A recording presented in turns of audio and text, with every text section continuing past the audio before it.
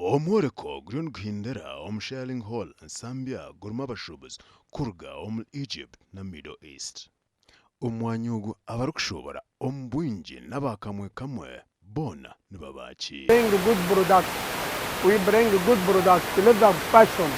All products from leather, shoes and the bag and the jacket and the belt and the wallet, everything. You can see jacket, pure leather.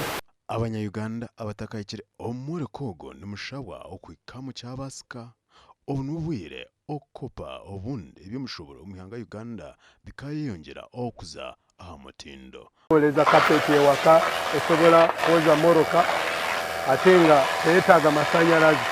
Erina battery yayo, ejja ne battery yayo, osobola gijjako battery ya kucharginga. Feel free. We have many customers choose here. The customer here crazy about my quality, you know, and also have a very, very low prices, very cheap price we have.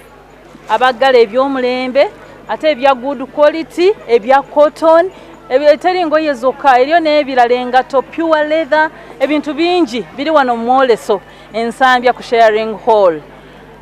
Mujje muwagire, mujje mugule ebintu.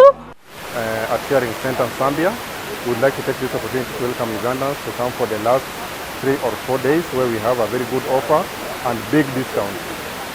You are most welcome. And we have so many items ranging from household items like shoes, we have handbags, we have medicine, we have perfumes, we have massage items, kitchen appliances, and many more items.